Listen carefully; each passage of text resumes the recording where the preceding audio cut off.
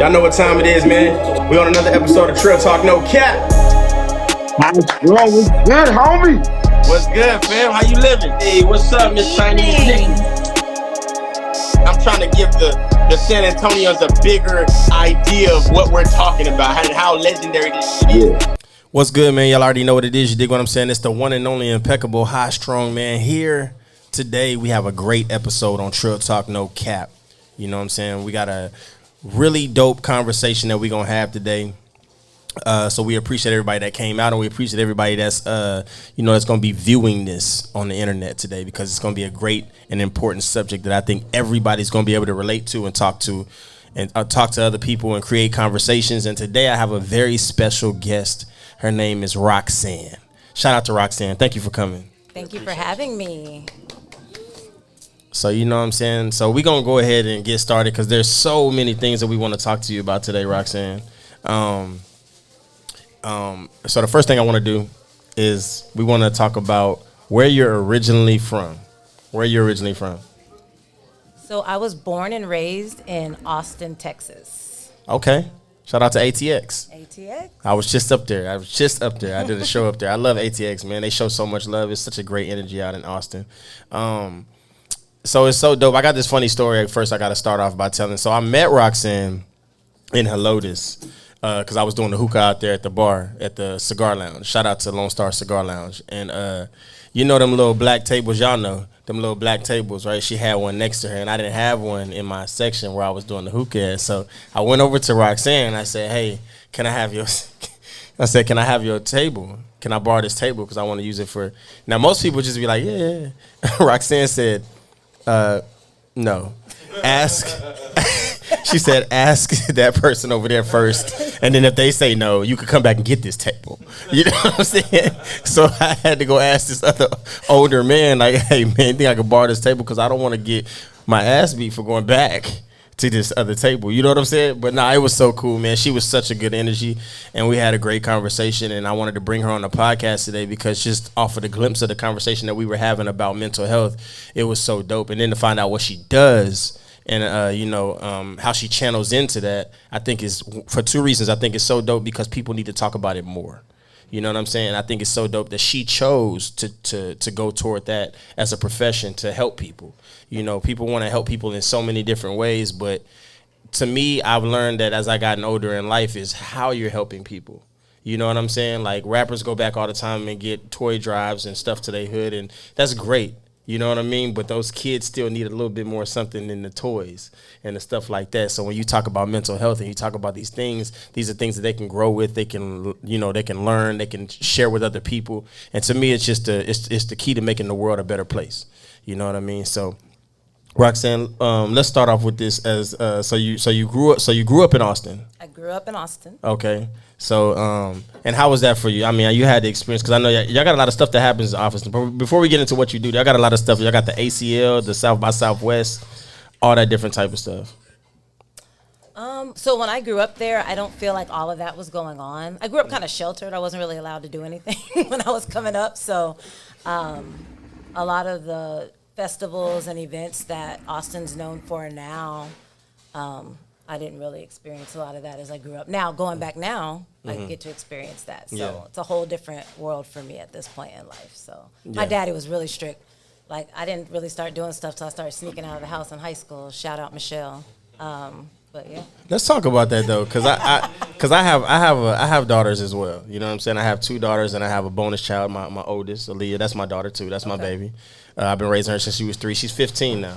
Okay. I took her out on her first date recently to the movies. I went and watched the movie with them, of course. Were you sitting right there? I wasn't sitting right. I was sitting 2 rows back, but I was standing up a lot of the movie. I could tell you, I don't even remember what movie we watched, but every time I seen that I thought that he was reaching for something else and it was the popcorn, hey, you know what I'm saying? But no, I try to give, and her mom, she didn't really agree with it at first because she's just a freshman, but I told her I wanted to gain that trust with her. I wanted to continue to have that trust with her. And the guy when I talked to him, he said, "Yeah, man, I just wanted to see if she wanted to play some Fortnite." I said, "You know what, buddy, you're good." If you're worried about Fortnite, that's all I need to hear. You're good, buddy. You can date her as long as you want. Y'all can get on the levels all y'all want. I don't know. The lobbies in Fortnite be a little lit sometimes. So. But he's a good kid. He's a good kid, and so when I think about all the time, what if I was that strict parent, right? Like you having a strict parent, but you turned out great. You know what I'm saying? I mean, I'm sure you turned up. Look at your sister. But I'm saying, like, is it true? Like, does it make you want to turn up even more because you were like, man, I had strict parents. It was, you know what I mean? I mean, me as a child is interesting, right? Like, she could tell you. I was always into stuff, right? Like, I needed a strict parent, right? But I think more so than a strict parent, I needed a parent I could talk to. So both of my parents were people I could talk to. They were just also strict. So I could always express myself. I could always ask questions, but the no was still the no. Like right.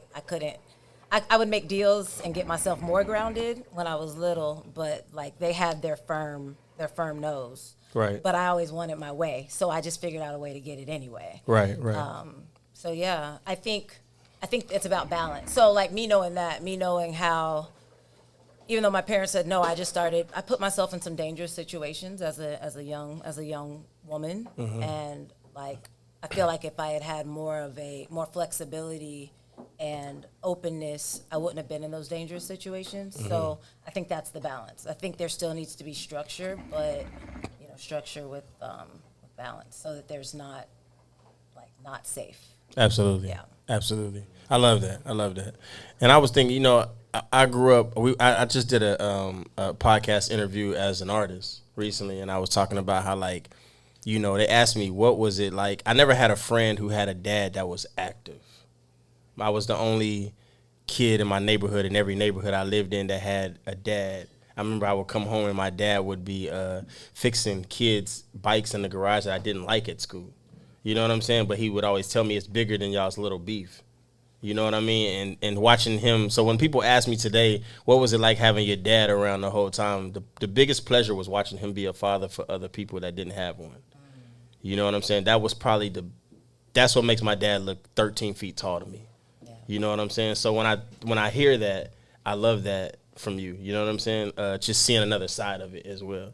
I've had active, great parents. So let's talk about this. Let's get into this. Okay. What made you start? Because we got a lot of subjects we're gonna cover. I want you to know that we got a lot of subjects we're gonna cover when it comes to the mental health. What's up, Jody Joe?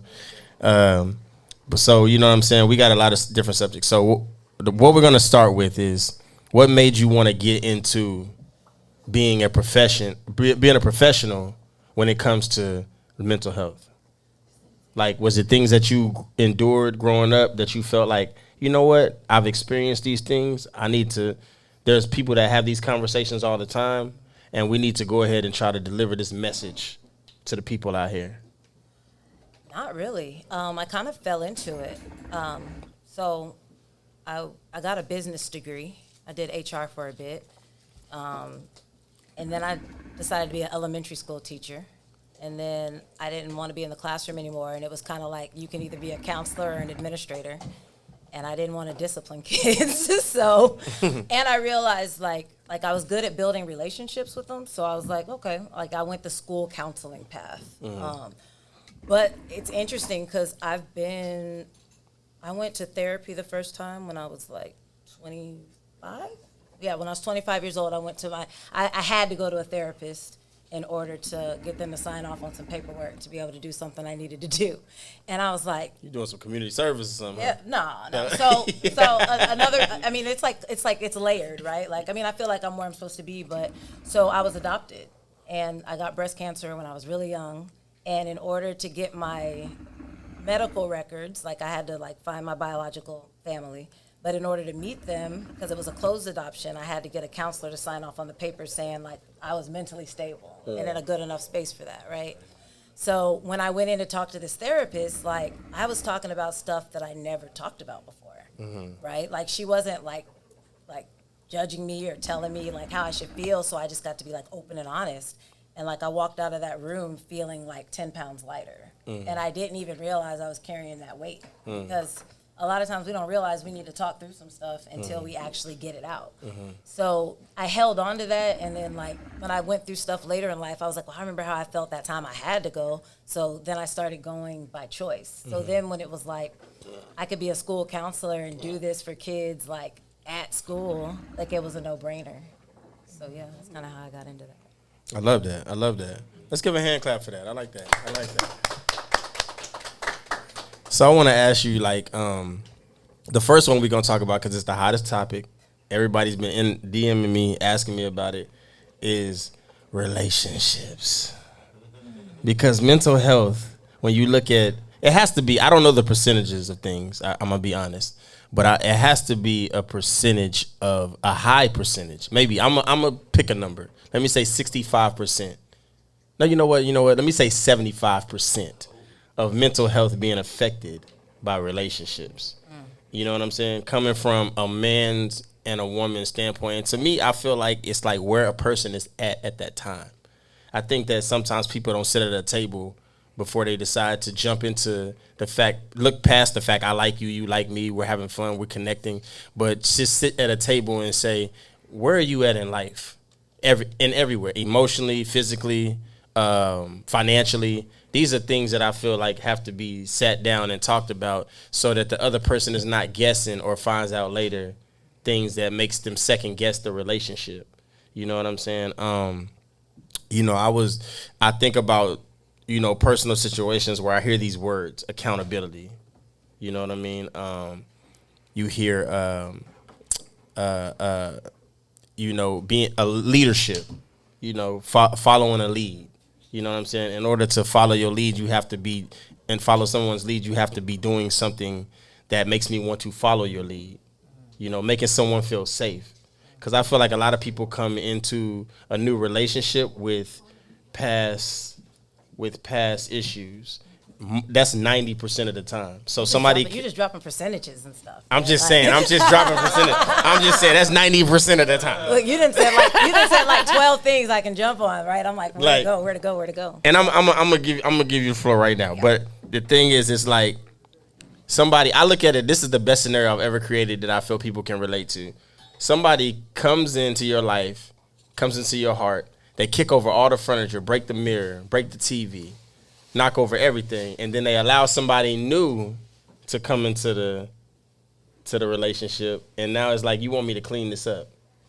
You want me to clean up this furniture in your heart, and I didn't even make this mess, but you're asking me to clean it up first, and then start to be comfortable in the apartment. I should be able, when I move into a new apartment and it's refurbished already, everything should be right. You know what I mean? So what is your take on that? Okay, so first piece of, yes, a lot of issues do spark from relationships, but the first relationship that you have to be solid in is the one with yourself before you step into a relationship. So those questions you just ask, like, what do you want? Where are you in life? Most people can't even answer those questions independently. Mm-hmm. So if you can't answer those questions for yourself, well, then how are you supposed to answer that for someone else? Right? Relationships are, a lot of times people are looking for someone to fill some sort of void, where when you enter into a relationship and you're looking for someone to complement you versus supplement you, then you're less likely to fall into those traps, right? You go in clear-minded, what you want, what do you value, right? A lot of times people don't sit down and have conversations about their views on child rearing, their views on religion. Like we skirt away from a lot of these taboo topics, thinking, oh, well, you know what? Like I like the person, and so where I encourage people to go is acceptance. Like one of the cornerstones for my therapeutic work is acceptance. But let me back up, because I feel like we talk about relationships, and when people enter into this space and they're thinking about relationships, they're looking at the other person. Mm-hmm. And ultimately, the only place you have any kind of control or autonomy or will is over yourself. So you've got to figure out, like, what do you want? What can you accept? It's almost like, okay, so I have an example, like this gentleman, he was talking about the girl he's with is dirty. Like, she don't keep a clean house. and it bothers him. He's like, but I don't want to be rude and say something. I'm like, but can you see yourself living in a nasty ass house? Well, no. But eventually I'll say something. I'm like, yeah, but you know she's nasty. She's not like someone's values are not going to change, because then what you're trying to do is you're trying to change a person to fit into what you want instead of stepping into something, evaluating what it is and saying, is this for me or not? But we are built for connection. Like, human beings are built for relationship and community. So when you're seeking that, you're like, oh, I like that person, I can make it work. You're probably not going to make it work without making someone feel like you don't accept them. Like you're changing them. Yeah, so then that's where self-esteem comes in. That's where I already don't feel valued. That's where, like you let me lead. It's kind of like, I can't let anybody lead if I don't even know where my head is screwed on. Right? And I can't follow someone that doesn't know where we're going, right? Like, you ever been in a car? Like, remember being a kid in the car and it's like, are we there yet? Where are we going? How many more miles we got? Yeah. What would you do? Like, I don't know. I don't know where we're going. I don't know what road we're on. We'll get wherever we get whenever we get there, right? Like both people have to be solid in where they are. And I feel like there's a lot of, so when I get into couples work, I work on the relationship as a unit versus finger pointing as you and you. Right? And when I work with individuals and they bring in the relationship stuff, it's like, well, what can you control? Like, what are you accepting? And I don't like I lean away from that word allow, because, so like, why are you doing this to me? And why am I allowing this? Like that, those are terms for blame. And we're just blame shifting. Like, oh, I'm allowing it. Oh, you're doing it to me. I'm allowing it. You're doing it to me. Why are we both accepting this? Is this what we want? And if the answer is no, then let's agree cordially to move on. Right? I agree 100%. I agree 100%. And what I love the most is, like, you know what I'm saying, how you touched on, as far as like the interaction between both people. You know what I mean? Like, it has to be like, mutual, as far as like how you guys are connecting, how you guys are, communication is the biggest part of any relationship. And I think a lot of people have to realize that communication is the biggest part. You know what I mean? A lot of, and this is another subject that we're going to get into, but I'm not going to get there yet. We're still in this relationship situation. See, I think that some people come in with 100%, but my 100% may not be up to par with 100% of what that woman's 100% was. Her last could have done more than what your 100% is. But see, I don't think anybody can do 100. Trying to do 100% of anything all the time that's gonna burn you out. But I say it like this: like, say a person takes you to, God, I hope I don't get in trouble for this. Say a person takes you to meet their family, do certain things. You'd never done this before. You'd never do this. This isn't an often thing. This is you giving 100%. Like, you know what? I'm going to do things I never did for this one particular person because I want to show them I'm trying to do more for them than I've ever did for anybody else. But to them, it's what they're used to. So then they say stuff like, well, what do you do for me? That's a very hurtful statement if a person is doing for you things that he or she has never done. You know what I'm saying? And I feel like, I don't know if it's me, but I feel like that it's been more difficult in relationships in this time, in this era of today's world. You know what I mean? Than it's ever been. Like, now they don't even stick it out. Like, now, back then when I hear my mother, my father, the older generation talk, and like, you hear these stories. Me and my wife went through this and this and this, and they stuck that out. Like, now you bring home the wrong toilet paper, your girl is leaving you. Like, you're done. You're finito. You know what I'm saying? Like, you know what I'm saying? Like, so it's different now. They don't stick it out for you did something I don't like. You know what? I'm done. I'm done with you. Like, that's hurtful to hear every time that you wake up on eggshells, woman or man. That you wake up on eggshells thinking that it could be done today. Yeah, because that's not a secure relationship, right? Like, right. So, I mean, I think a lot of, like, when you think about relationship role models, like, what did you see in relationships, right? Like, so, historically, people's relationship role models were what they were exposed to in real life. Now we have social media, we have all these outside influences of what we perceive is going on in other people's relationships. So people build these expectations that aren't based on reality.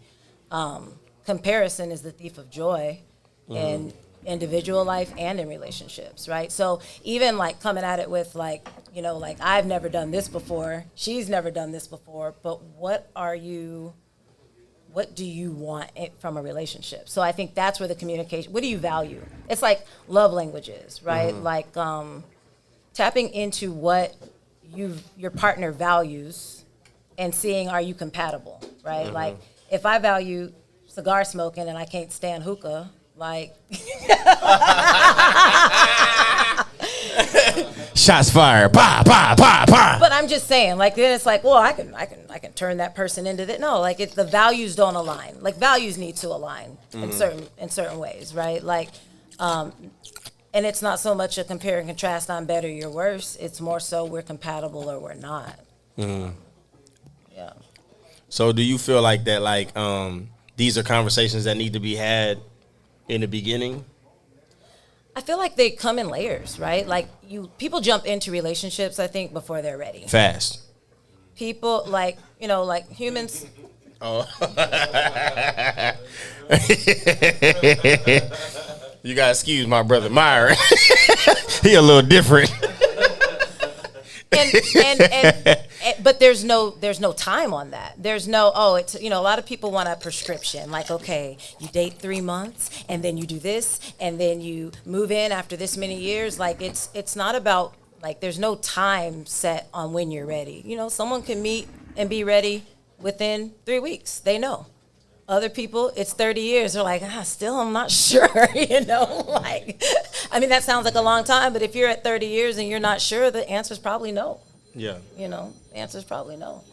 So I got some key points, and I want you to think of it. This was more of a meme coming from a man's point of view, but I want you to think of it vice versa. I want everybody in here to think of it vice versa, and also, like, you know, it could go both ways. So I'm gonna come from a man's perspective, obviously.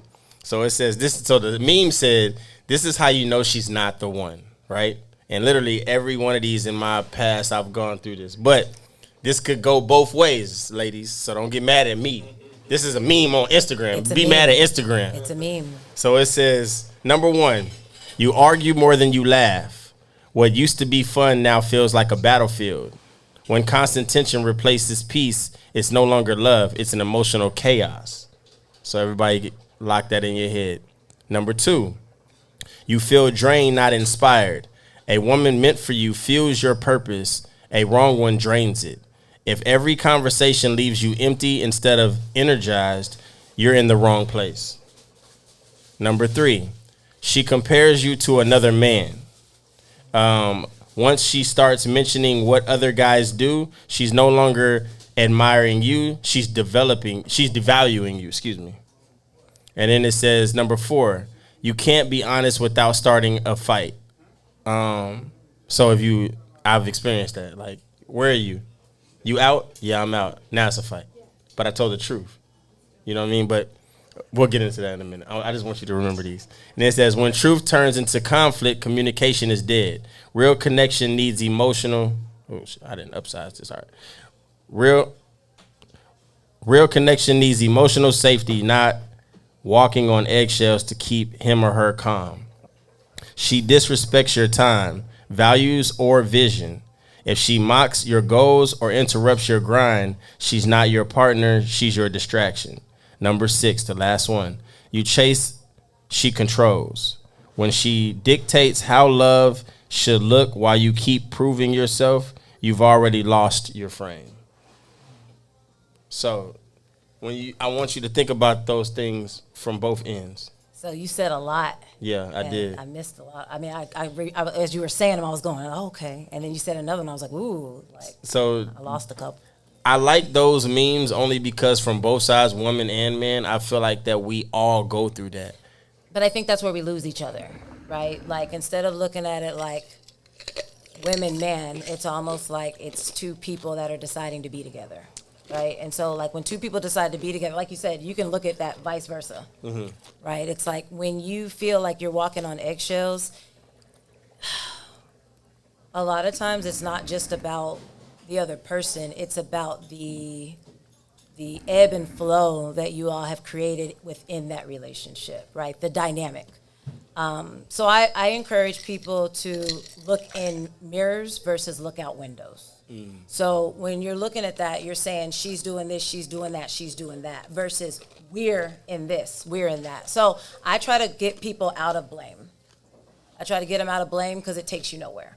Because then you're looking at your partner like, she did this, she did this, she did that, and then you're looking for red flags in the next person. But until you do the internal reflection on why are you attracting this type of thing, like why do you keep falling into these kinds of patterns? And I do this for my male and my female clients, so this is not gender specific, right? Until you do that, you're gonna keep going through the same thing, which is why we see the same trends in all of these memes, because we keep attracting the same shit because we keep doing the same shit, right? Like, so it's like when you wanna attract something different, it's like you've gotta look here. Okay, so where am I meeting people? What am I doing in the beginning? Who am I showing up as in those first, like, I mean, every relationship I've been in, I'm on my best behavior at the beginning. They don't get full throttle Roxanne until about 4 months in. And then they're like, who the fuck is this? So a lot of what I do is like, it's reflective, right? Like, I mean, I'm a human being. I know I know my patterns and problems. I'm not putting those on other people, but trends are the same, right? So it's like, if you're like, have y'all ever done that where you met somebody and you're like, dang, like they seem like this, and then after some time you're like, dang, I got bamboozled. They tricked me. They lied to me. They didn't lie to you. What did we learn when we were little? You only get one chance to make a first impression.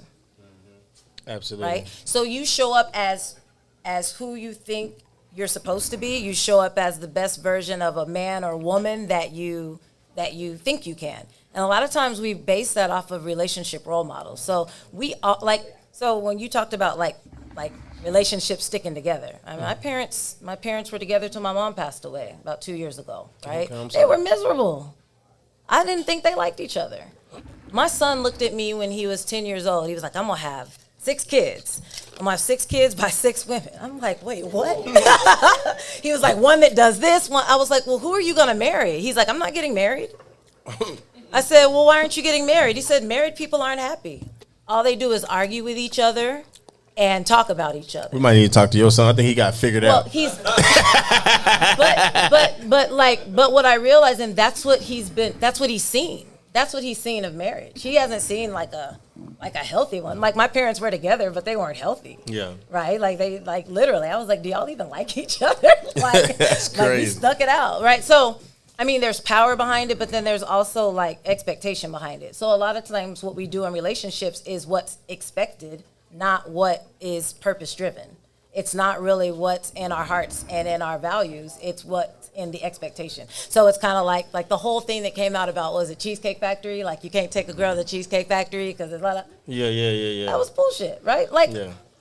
I like Cheesecake Factory. Like, don't scratch it off my list because of some girls, point being, everybody has their own standards and levels, and it's kind of like if you meet a person and what they want, what they value does not align with yours, well, then keep it moving and find one that does. And I think that's where we mess up, because it'll be like, man, but they got this going on, that going on. I might not find anybody that fits these boxes, and these boxes matter, but it's like, yeah, you're looking at 3 boxes, but there's 5,000 boxes.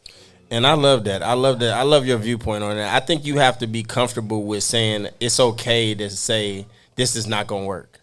I think some people, they get caught up in how long we've been together, how they met my parents, how the homies already know them. Sunk cost. How, you know what I mean? And you get locked into that, and you like, well, everybody knows us already. It doesn't really matter. So then the other side, they will accept y'all like they didn't know y'all before. But you're looking at it also like you're looking at other people's views of things, right? Like a lot of times when we're thinking about what are people gonna think, like other people already know. Oh, people think of us as the perfect couple. Oh, we're gonna let so many people down. Like that's not about you and your partner and y'all's values and y'all building something together.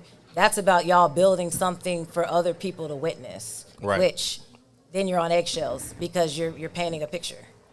And see, I've really grown to learn not to care what people think. But that's a art within itself. You have to really learn. People say all the time, I don't care what people think, but that's not really necessarily true. Most people still care. You have to really turn it on and off. So I'm a word like I'm a word Worrier? word. I was gonna say I'm a word like I was gonna say I'm a wordsmith, but words matter, right? Words matter a lot. So one thing I used to strive for, I just want to get to where I don't care, but I'm a carer. Like I care, right? Like I want to get to where I am intentional with whose opinion matters, and where I'm like I try to get people to where it's like Brene Brown has this idea of sticky note people, right? Like so you get a little sticky note and you write down the name of people who have shown up for you in life and shown you that their opinion is coming from a place of A, knowing you, and B, wanting what's best for you. And those are the people who I might listen to your opinion on some stuff. Now, there's different people in different categories for that, right? But to get to where you don't care is hard to do if you still have empathy. Right. So because I used to criticize myself all the time. I just want to not care. I want to not care. No, I'm going to care. I want to have, I get so distracted so easily. I want to have discernment, right? I want to have discernment. And I want to admit, you know what? I'm thinking too much about that. Mm-hmm. So let me shift it to what matters. Yeah. But no, people do. They do. They think a lot about, and I have to work through people with that too, right? So it's bringing it, and that's why I say mirrors, not windows. And I love that. I'm actually gonna use. That's probably gonna be my next post on Facebook. Don't judge me, but I won't judge you as long as you tag me. Nah. You gonna get paid your percentage? Nah, but I love that. You know what I'm saying? Let's talk about this. Me and you had talked about this. We talked about you know, how important it is. You know, I went to therapy for the first time a couple years ago. I just did it because I had the money to do it. You know what I mean? There was no real reason for me to do it. I just, obviously there's always a reason, but I just wanted advice outside of my friends, outside of people that I mess with. And so that's where we're going to get into like the difference between a therapist and your friends. So I got friends that, you know, the gift and the curse. It's a gift and a curse to have real friends, because real friends don't really necessarily tell you what you want to hear. They tell you what you need to hear at that time. But also, there are people out there that will tell you things like what I just said, that it's what you need to hear, not what you want to hear. But they'll use that they'll use it against you to say that you need to hear this. I'm keeping it real. You never had nobody around you that, like, no, you're telling me this because you want me to feel a certain way. You're not taking accountability for how you feel. There are people out here that give advice that don't even know they need healing. You know what I'm saying? They don't realize they need healing, and you can tell them every day, you need healing. You need to heal. And they not going to hear that. It goes in one ear out the other. So I know that you can explain best on what is the difference between a therapist and your friends. Because I got those friends, too, that tell me, man, dog, you know what I'm saying? You right. She don't know what she talking about. But you know what I'm saying? But then there are some key points where I have learned from the woman, and I'm saying, bro, she not totally wrong. I'm doing more the advice for myself. You know what I'm saying? I'm saying she not wrong. I'm not saying that I'm right. I'm just saying that I don't agree with everything she's saying. You know what I'm saying? And if you don't listen to understand, if you're just listening to me and saying, oh, I hear you. Yeah, you're hearing me, but are you listening to what I'm saying? Are you comprehending what I'm telling you? Do you understand the words that are coming out of my mouth? And that's a real thing, because my thing is, like, if I express my feelings, like, one thing I learned from a female, she told me one time, she said, when she would say, you do this and you do that, and I would come back and say, okay, but you do this and you do that. She told me, and it never left me. She said, when I tell you how I feel, it's not your time to tell me what you feel. You need to pick a time when you want to express yourself. I got you jumping in your seat. See, that's what it's done. That's what Trill Talk do. That's what Trill Talk did. I caught a bubble. So So because it's not your time. So I understood that. Yeah. I said, I stopped in the middle of our conversation. I said, you know what? You're right. This is a tick for tack thing. Every time you say something, it irritates me, and I say something back. So I'm gonna start expressing myself randomly when we're not arguing, so that you know how I feel about certain things. And I learned that that's how you got to do it, because that's your time to talk. But then the crazy thing is, she would do that to me. And I'm like, okay, I'm expressing myself. This is how I feel about that situation. Cause my thing is, when I talk to, I feel like you're getting some therapy today. I am. I'm you asked me talking. a question, but then you went on, and like I'm gonna forget the question. Okay, my bad. Go ahead. Okay. Go ahead. Now, what was the Because question? I got a lot of stuff. So my question is, damn. See? Yeah, I went on. Not for real. We got it. But no, so basically my question is, The like, you difference know what I'm between, saying? like a friend, like talking Like to a the friend and difference therapist. between a friend and a therapist. Like, what is the difference? Like, you know, So ask me the question. so should you see a therapist more than talking to your friends? So remember I said words matter. I don't like the word should. You don't like the word I don't should. like the word should. It leads to irrational thoughts, because then I'm telling you this or that, right? So, number one thing, therapists do not give advice. I do not give advice. I don't tell people what they should do, what they shouldn't do, how they should feel. I don't tell people they're right. I don't tell people they're wrong. I help people process and unpack where they are, how they got there, where they want to be, and what steps they can take to get there. But I help them develop those, because I'm one person. I've lived my life. Last count, I have 73 active clients right now. I can't keep up with all their stories, and I can't tell you what's best for you, but I can help you unpack it. And I know enough about human patterns, behavior, development. I know enough about trauma. I know enough about trends. I can usually predict some things, but I can't tell you what you should do. So that's the biggest difference. Plus, a therapist is objective, right? Like, so I was asked when I got here, like, man, does it feel heavy after you talk to people? Well, I'm not absorbing, because I'm a mirror. I'm reflecting.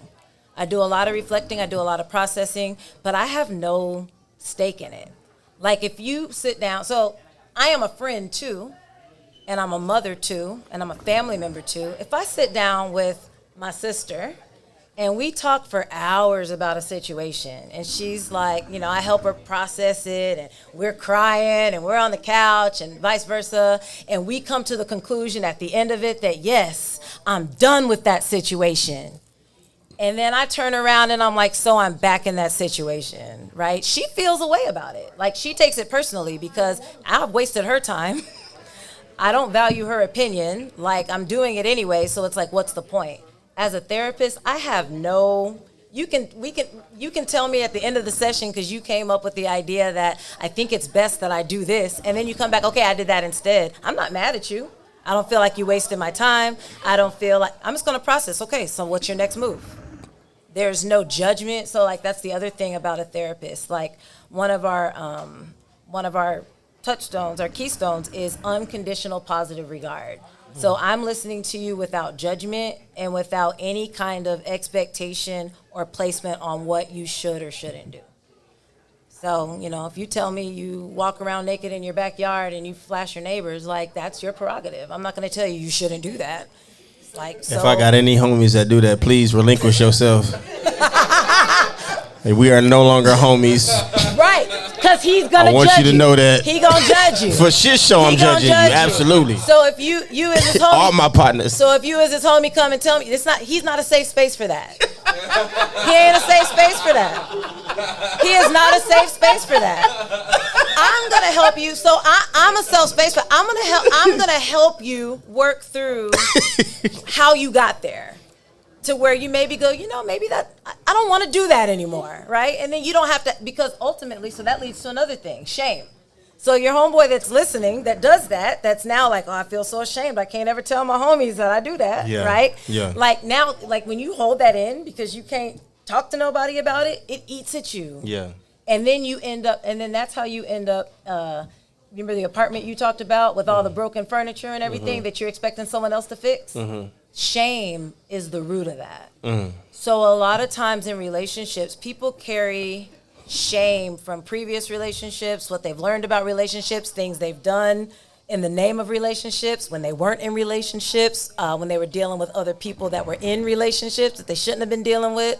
I think y'all as therapists too, you make people see what they can't see for themselves. Like, I didn't know I had anger issues when I was younger until I seen the therapist. She told me that and was like, "You have anger issues." I was like, "No, I'm not. I'm not anger issues." I was like, she was like, "No, you do have anger issues." I was like, "I don't have anger issues." And you got angry. And she was like, "Are you angry right now?" I was like, "I'm angry because you keep telling me I got anger issues."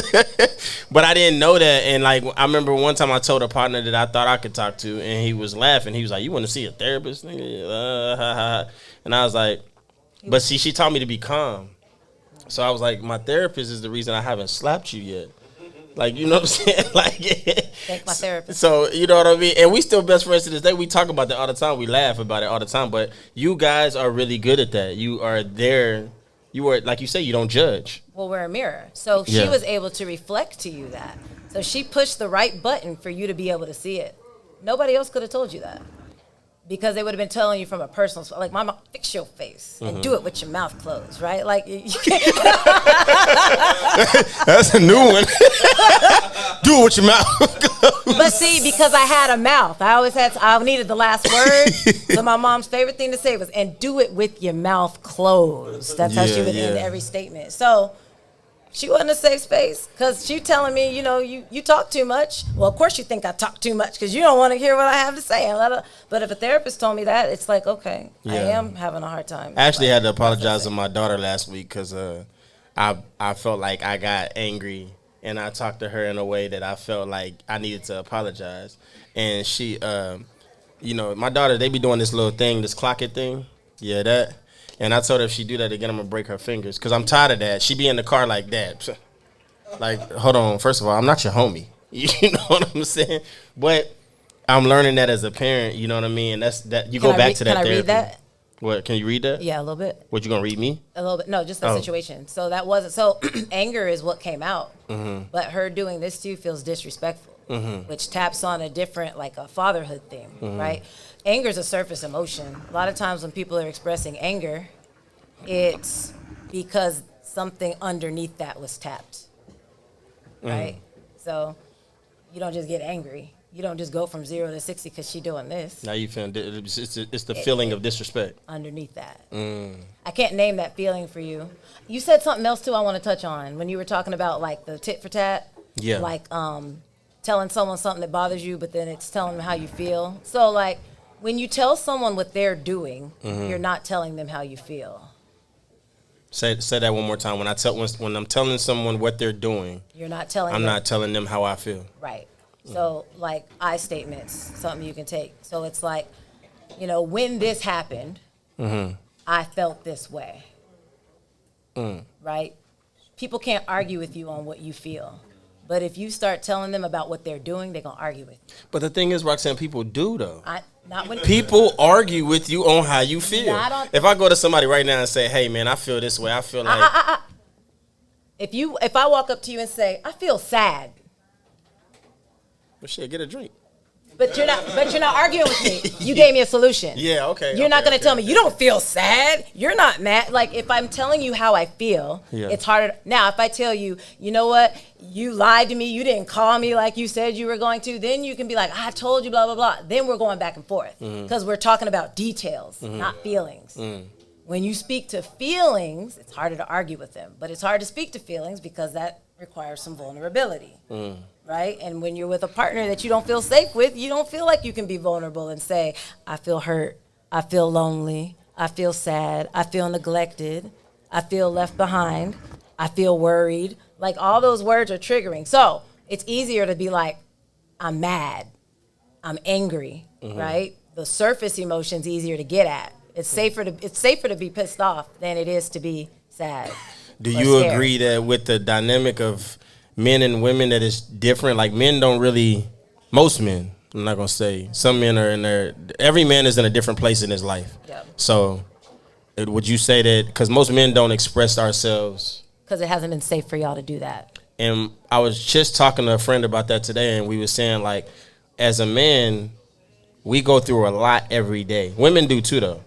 But we go through a lot every day, and then we still have to come back to sanity, like to with all the stuff that we deal with on a daily basis. I feel like humans have to do that in general. In general, right? I feel the so. same. It's respecting that.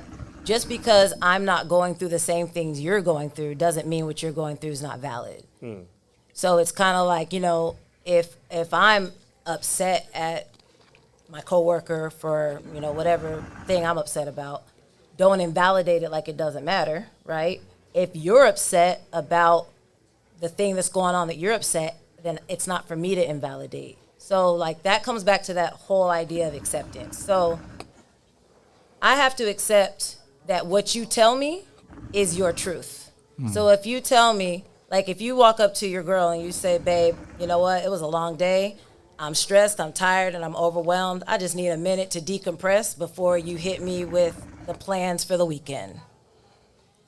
If she says, you know what, all right, I accept that, versus, well, why are you, like, it's when you get questioned about that. But if you speak to, like, what you're feeling, so, like, overwhelmed, like, I just need a minute, I'm stressed, those are feelings too, right? And if you speak to those and you have a partner that respects you, because that's the next piece. Sometimes people that aren't comfortable, like, tapping into their own feelings, if I can't tap into my feelings, then how am I going to, like, be there with you while you tap into yours? So that's where it comes back to, you have to do that individual work before you expect to be able to get into a relationship and it work. And both people are responsible for their own work. See, that's a good, you said that. So both people are responsible for their own work. So this goes to a segue into this next question. Accountability. I had a great, I hate that word, bro, I swear. Because let me say, I've taken so much accountability these last 2 years. I swear to God. You know why we hate words? You know why we hate? Swear to God. You know why we hate words? Because they get overused and weaponized. Like, I hate social media. Like, there are so many amazing topics. There are so many, there's so many things that have therapeutic value that get diluted because people just throw them out there. Like narcissists. There are narcissistic people, but everybody that doesn't like you is not a narcissist, right? Like, there's avoidant attachment. Like, all of these things are theoretically sound. However, we are not all in the position to diagnose that in other people. And the other thing is, people are looking at other people to do things versus looking at themselves and what they need to do. So whenever I'm going to take accountability, but I'm not looking at another person like, I need you to take accountability. It's your job. It's your choice to take accountability or not. If you're not going to take accountability, that's cool. I'm taking accountability and stock of what I need to. But eventually, I'm recognizing that, can I accept this as what it is? And see, I don't mind taking accountability if the other person realizes that they also have to take accountability and they have mistakes on their own. But you can't control that. No, you can't. Nope. But what I'm saying is that, like, you have people out there that's like, you ask them, what do you do wrong? What about you? Because it sounds like you're perfect, and it sounds like I have to do all these corrections. Now, this is an interesting conversation I had today with someone. That person doesn't need to be in your life. And this person has a beautiful mind, beautiful soul, and she tells me, she says, I'm an overthinker. Are you responsible for? Now, I think that when you deal with an overthinker, you need to come with a word called reassurance. You need to reassure that person because you have to take in consideration what they've been through. I think sometimes we come in with what we only been through, but you gotta, when you respect and you really like somebody, you gotta come from a place of saying, you know what, I don't really know what you've been through, but I'm gonna give you reassurance because when you tell me you're an overthinker, that's what I'm thinking that you need. Because whoever was in your life previously wasn't giving you that reassurance to make you feel like you shouldn't have to overthink certain situations. There are situations in life right now that we don't even have to overthink, because we get the reassurance every day. No, it's because you're secure in those, right? Like, overthinking is it's a maladaptive technique. So most people overthink in order to ensure their safety, right? Your brain doesn't know the difference between like a physical threat, a mental threat, and an emotional threat. So the overthinker is sitting there processing everything that's going on. They're trying to deduce da da da da da da da. Like is this good? Like they learned that. So ultimately, it's still that person's responsibility to work through whatever's underneath that thing where they overthink. I used to consider myself an overthinker, and I do overthink about certain things, right? Mindset matters. So once a person calls themselves something, they are that. So if I call myself, if I just say, oh, I'm an overthinker, right? Well, guess what I'm gonna keep doing? Overthinking. And if my partner's like, oh, she's an overthinker, so I have to reassure her, they get tired of that shit. Nobody wants to be having to reassure somebody all the time. I don't know. Right? Sometimes I say I'm rich, but I ain't. But if you keep speaking it, if you live like you're rich, you'll feel it. Yeah, that's right. For sure. That's the same reason people with a lot of money be acting like they broke, right? Like point being, but like, I mean, if I say, you know, I used to always say I have abandonment issues, right? Like I have abandonment issues because blah blah, blah. And then what would show up? Abandonment issues. So one thing like I encourage people to do is to say I'm working on my abandonment issues. I'm working on my tendency to overthink versus calling myself an overthinker. Then I'm setting myself up to do something about it versus expecting everyone else in my life to conform with that. Because you might be like, you know what? She's an overthinker. I love reassuring. We're a great match. Absolutely. That doesn't always happen though. Because if you're like, oh, she's an overthinker, I need to reassure her, then it starts to feel like you're making adjustments for her comfort. And that's when relationships a lot of times start to feel imbalanced, when people start doing that to attend to someone else's thing. Yeah. Right? Because you can lose yourself trying to. Right. Constantly reassure. Because you're going to get caught up in your own shit sometimes. And have a day where you're just overwhelmed, tired, and you've been through a lot, and you come home and you forget to tell her, babe, the house looks great. Right? And she's like, you don't like that? Like, you know, there's all kinds of different like stuff. Like we're being very general about things, but every situation is so different and complex. Yeah. Absolutely. Well, I love that, man. Is there any questions out here, you know what I'm saying, that you guys, or anything you guys want to tap into? My man Myron? Yeah, I got a couple questions. The first question is, I'm looking for clarification on the advice that you've shared so far. My interpretation of what you're talking about is it's your obligation to share your feelings, but it's not necessarily your obligation to ask of your partner. My question to you is it fair? Are you saying don't ask your partner to make changes or to do things that makes me happy, but instead share your feelings? And if so, how can we make things that I know hurt me change if I'm not explicitly telling them to make that change? So I'm not saying don't express it. So when he was talking about how we get in the tit for tat thing where we're going back and forth, I'm saying like someone can't argue with what you're feeling, right? So, I mean, there's certain cases where it is important to share something that bothers you because you can't expect someone to adjust something if you never share it. However, if you share it and share it and share it and they're not adjusting or the adjustment isn't in their nature, right?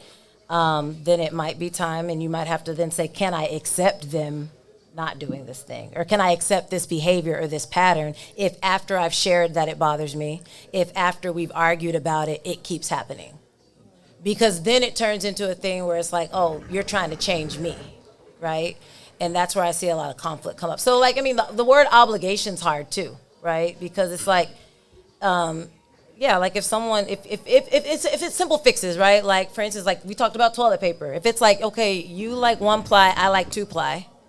Can you please stop buying 1-ply paper? And she's like, if that's a deep-seated value for you, it ain't gonna work. It ain't gonna work.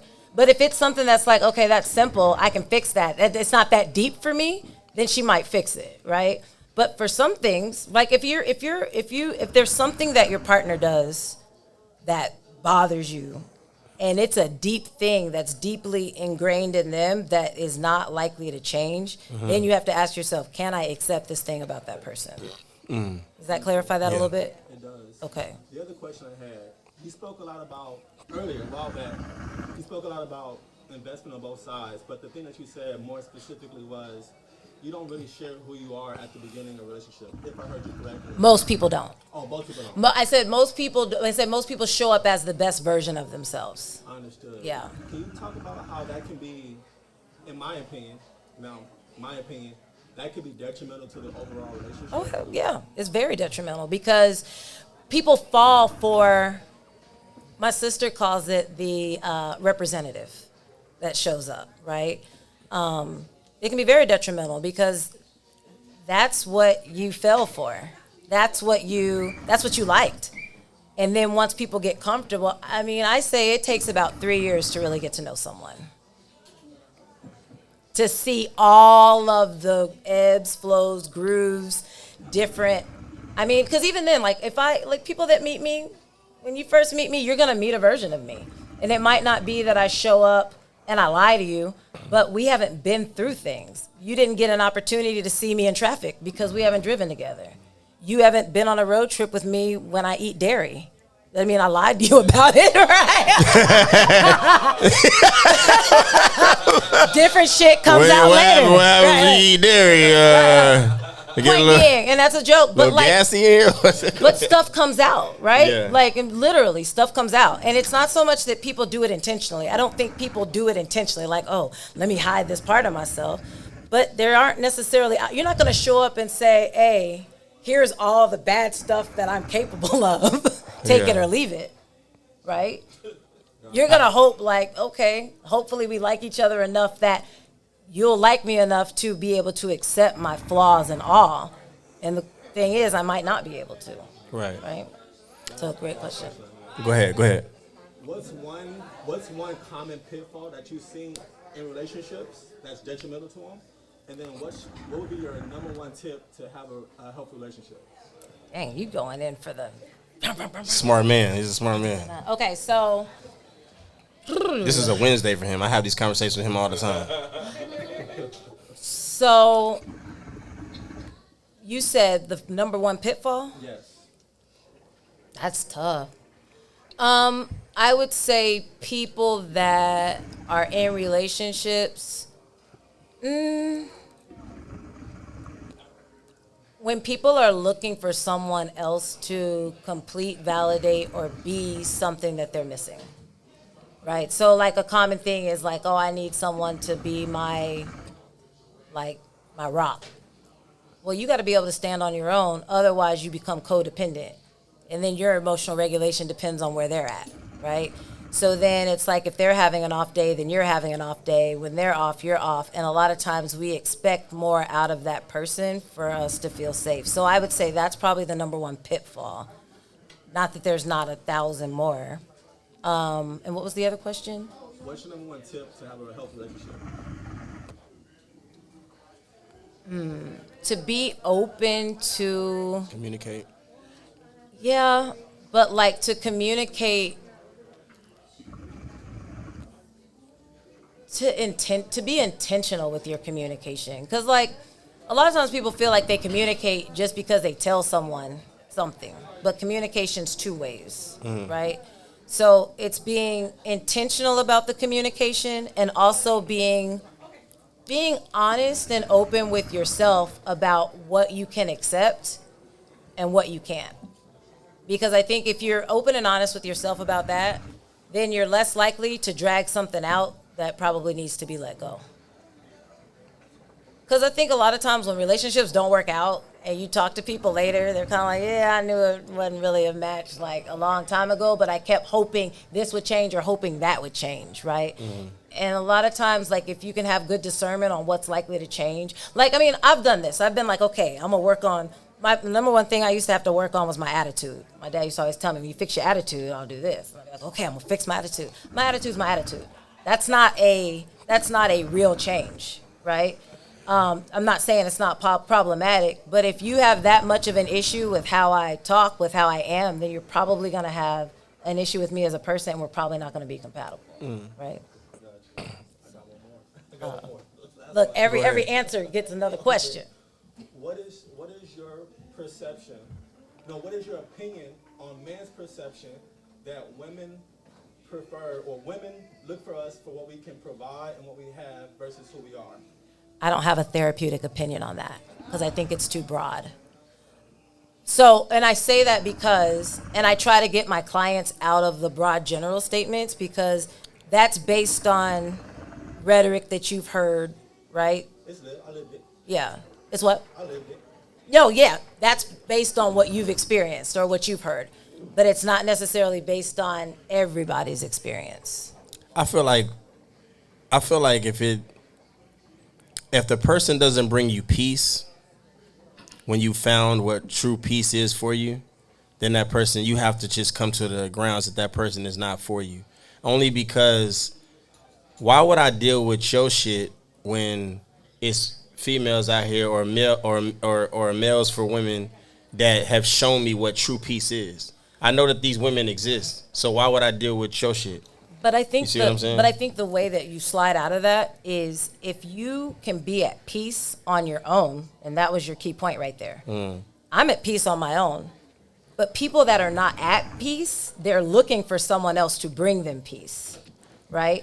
And so if I'm not at peace and I need someone else to bring it to me for me to feel it, well, that's already codependent. But you can have peace by yourself, right, and still long for. You long for someone to contribute to peace, but you already have peace. Right. That's what I'm saying. The problem comes up when someone is not at peace. So there's you are chaos. I am chaos. I'll say I'm chaos. You chaos? I'm just saying it because I don't want to say you are, right? But I can be. Yeah. No, I think everybody can be chaotic for sure. But if my life is in chaos and I'm just looking for someone to bring me peace, yeah, that's not fair. For sure. I gotta be at peace because if I'm chaos and you come into it, guess what you're gonna become too? Chaos, right? I want to be chaos, and I want. That's like the definition of like an energy vampire. Like if you're vibrating down here and I'm vibrating up here, I want to be up there where you are. But as I'm down here, I'm bringing you down, right?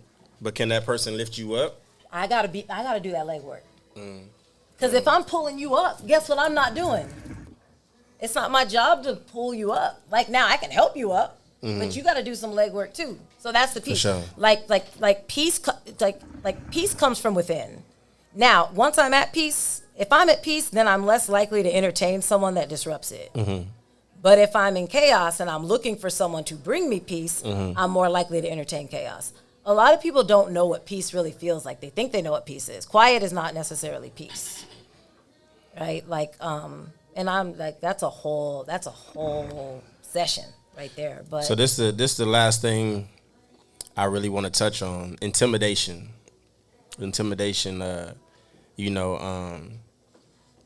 I see a lot of people that try to get into relationships are intimidated, and mainly, and I don't want to get shunned by the guys, you know what I mean? But a lot of guys, it's mainly on our part. A lot of guys be intimidated by women who got their shit together. We live in an era right now where it's more women that have their shit together than men. It's just a fact. I've never met a man that had his shit together that's intimidated by a woman that has her shit together.